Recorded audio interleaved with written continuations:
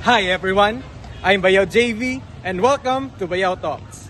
We are here now at University of Southern Mindanao College of Engineering and Information Technology. At this time, we are going to interview our fellow Bayaws about their thoughts and knowledge about the RA 10601 or known as AFMEC Law. Tara, samahan niyo ako. Hello, Yaw. Hello. Kamusta? Okay lang. From 1 to 10, and say feeling mo 1 karon. 1 to 10, 5. So, Yaw. Stress. Okay. So, Yaw, what's your name, Yaw? Hi, I'm Karen, 4th year BS ABA student. So, what are your thoughts and opinions about the AFMEC Law? So, my thoughts on AFMEC law is nag-help siya to modernize or mechanize the agricultural and fisheries sector in the Philippines. So, grabe ang helps ng AFMEC law to improve the productivity and local production and mechanization in the Philippines. So, na pa other benefits siya. So, nag-increase ang productivity sa atong mga local farmers and moto siya. So, wala na akong ma-remember. Andito tayo ngayon sa College of Engineering Canteen and kasama ko po ngayon si Bayaw. China. Ano pong year and section niyo na po ate? I'm 4th year, section B. Na-encounter niyo na po ba for sure yung AFMEC po or RA 10601? Yes. So, para po sa inyo or ano po ang yung na-retain niyo na knowledge about RA 10601 or the AFMEC? Ang goal nun is para may improvement about machine. Nag-help din yun para sa ating mga tanim na maging more efficient siya at maging mas mayroong quality iyon pagdating ng harvest time. So, para sa inyo ate, ano po yung alam niyo po na naging benefit po ng AFMEC sa agricultural sector in the Philippines?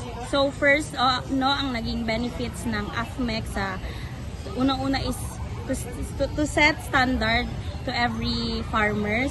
Ikalawa is as a future ABS engineer, nag-aim ng improvement for mechanization and to our agricultural sector.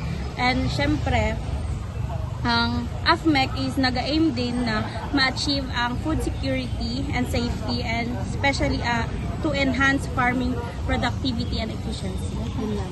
So, para po sa inyo ate, rate it or do you think ba okay ba yung pag-implement ng AFMEC? Hindi naman natin masasabi na 10/10 kasi like machine, walang perfect na machine. So, siguro mga 8 out of 10 kasi sa panahon natin ngayon, marami pa tayong pwedeng i-discover at ma-improve para doon na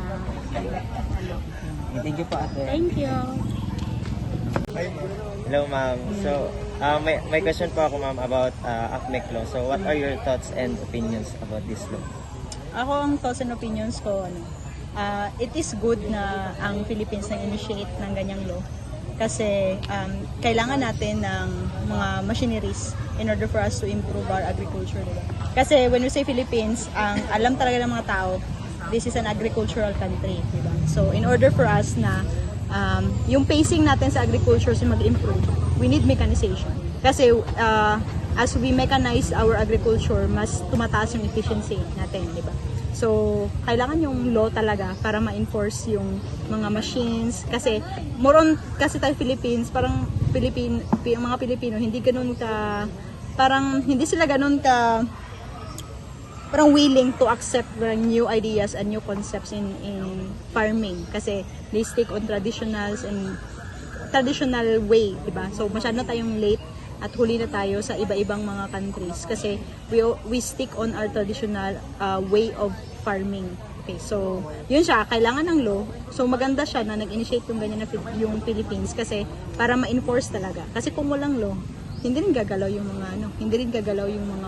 mga agencies, hindi rin gagalaw yung mga farmers kasi walang standard for that. Like that. So, do you think ma'am naging successful ba yung pag-implement nitong law? Ako, I believe the government tried. I believe kasi they're trying it but I don't really think hindi siya 100%. For me hindi 100% na nag-success talaga. Kasi if we account the level of machineries, level of agricultural machineries. So may mga thesis tayo, no, yung mga MAMI na tinatawag. That is Agricultural Mechanization Index. Tinitingnan natin yung index ng machinery natin compared sa iba-ibang sa iba-ibang regions natin. So, we have makikita natin na yung mechanization talaga ng Pilipinas is very low compared sa Japan, compared sa ibang mga countries. So, huli talaga tayo in terms of mechanization. So, I guess they are implementing it but it's really not that efficient or hindi ganun kabilis, hindi ganun ka-successful for me. Kanya. At the same time, as I have interviewed other friends of mine sa DA, sa ganyan, na they are really involved in that, in distributing machineries sa different municipalities. They themselves see na hindi ganun nagtutugma yung mga gusto ng mga farmers at saka hindi rin ganun nagtutugma yung binibigay ng gobyerno. So, may mga lapses tayo dyan, may mga gaps tayo, and I think we need further studies or further management for that. Republic Act Number 10601, also known as the Agricultural and Fisheries Mechanization or AFMEC law, was approved on June 5, 2013. It is a Philippine law that aims to modernize the agriculture and fisheries sectors by promoting the use of machinery and equipment. Its main goal is to increase productivity, efficiency, and profitability for farmers and fishers, ultimately contributing to food security and economic development. So ayun, I hope you've learned something. At dito na nagtatapos ang ating Bayaw Talks. See you again next time.